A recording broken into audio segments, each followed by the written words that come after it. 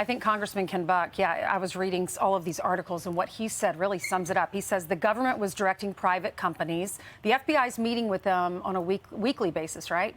And they meet with Twitter, they meet with Facebook. They're telling them what they can and can't put on there. They're favoring liberals, he said. They had a bias against conservatives, and they're telling social media companies to change their algorithms. It could be COVID vaccines, it could be mask mandates, or Hunter Biden. Well, we remember, and from what I read in the Matt Taibbi stuff, it was just a general, it was vague. What the government was putting out there was vague.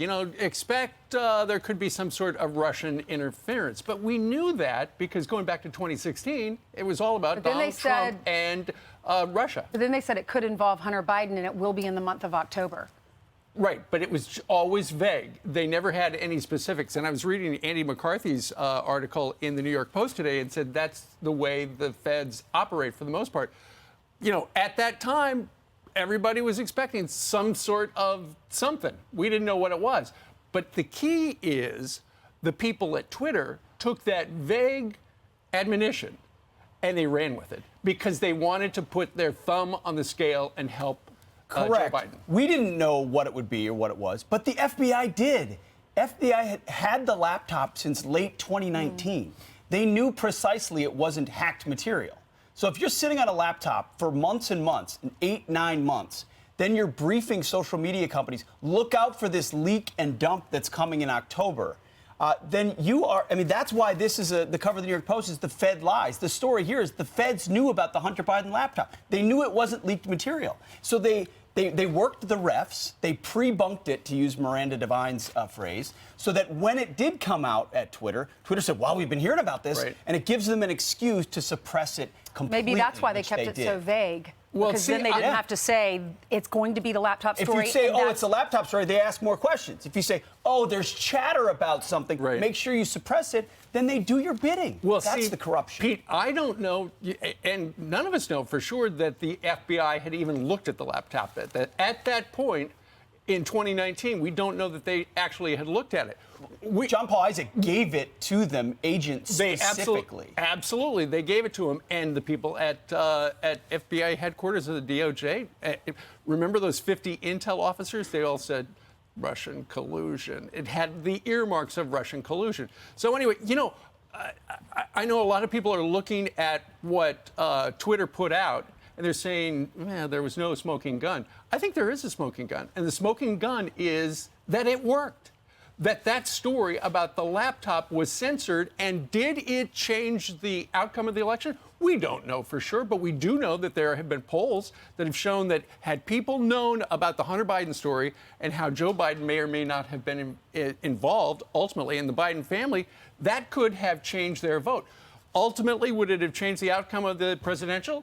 Well, obviously, Donald Trump felt so because he said yesterday that the Constitution should be thrown out, which is crazy. He wants a redo. Yeah. Ultimately, Elon Musk, when he did that 2-hour Twitter space where he basically just held court and answered questions from anybody. Will Cain, by the way, our colleague, got a chance to pop in and ask a question. He said it was election interference. There's no other way to put it.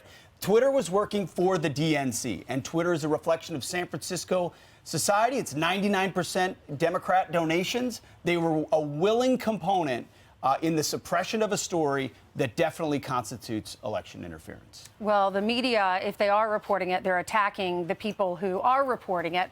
Many of the media decided not to cover it, and we'll get to that in just a second. But Turley wrote an op-ed for FoxNews.com about this, and it's titled, Media's Hunter Biden Collusion. Twitter files dump has them on defense, attacking the messenger. And it goes on to say the Bidens were able to make this elephant of a scandal disappear because Twitter and the media wanted it to disappear. Musk has now pulled away the cover and revealed the elephant. Rather than acknowledge the beast, the media is turning on those who made it visible. The Bidens forced many liberal reporters and pundits to excuse the raw corruption of influence peddling. They are now getting the same figures to dismiss censorship. Because ultimately, the story was not just about Hunter Biden. I don't think mainstream media really cared about Hunter Biden. They wanted to protect Joe. Yeah. Because they were willing to do anything to drag him across the finish line.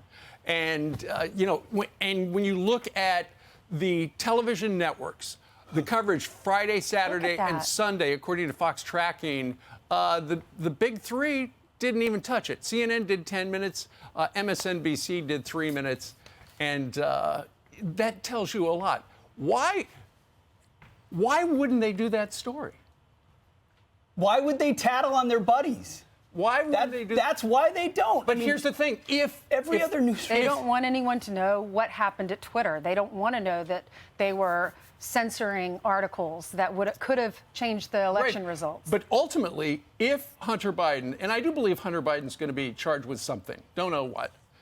If Hunter Biden is charged with something, that's going to be a big story, and they're going to have to broadcast it. And for their viewers, it's going to be like, hey, I've never heard about that. I think that's one of the reasons why the Washington Post and the New York Times, they came to admit that the laptop was real very, very late. But ultimately, I think it's because they know that they're going to have to, at some point, explain what happened. They might not. That's exactly what I was thinking. They might not. Yeah, on page A15 in a one-column story, and then not the next day. I mean, that's what they do. They launder this stuff. Or they'll spin it and blame it on Trump. Exactly. Well, they blame everything on Trump. That is for sure. You knew that. I'm Steve Ducey. I'm Brian Kilmeade. And I'm Ainsley Earhardt. And click here to subscribe to the Fox News YouTube page to catch our hottest interviews and most compelling analysis.